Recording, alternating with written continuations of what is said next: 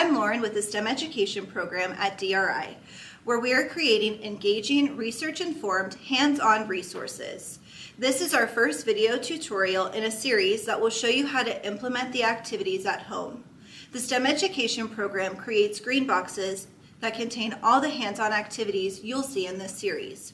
We hope these activities will spark your child's curiosity. It's recommended that the parent or guardian watch the video tutorial alone and then implement it with their child after. Today, we are going to share activities from our It's a Lecture green box. In this green box, the activities allow the students to practice literacy and science skills at the same time. I'll explain how to do the activity while also providing tips that will help engage your child's learning. The materials that you'll need for this activity are a balloon, salt, pepper, a tray, a microfiber towel, and a prediction sheet.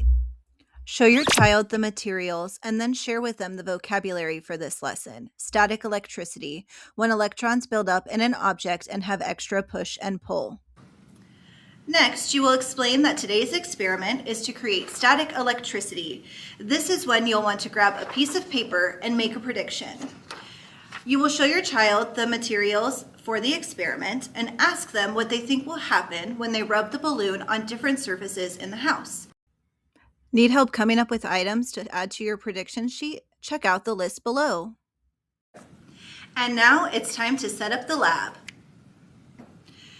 You will layer salt and pepper on a tray and then blow up a balloon about halfway so it's easy to hold in your hand.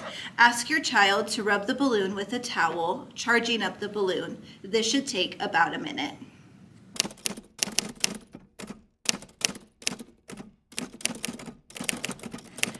After that minute is up, hold the balloon about an inch above the salt and explain to your child what's happening. The pepper should stick to the balloon and they have successfully created static electricity. Now you'll want to go back to your prediction list. Have your child repeat the balloon charging process with the other items and see if they have the same effect. You'll want to ask them open-ended questions while they're doing this. Examples of this are, what do you notice? Or what happens when you rub the balloon on the carpet or the table? What difference did you notice when the charged balloon was on the different objects? When the pepper does attach to the balloon, you'll want to tell them that they have created static electricity. When you finish the experiment, ask your child to explain the activity back to you and what it is called when the pepper is attracted to the balloon.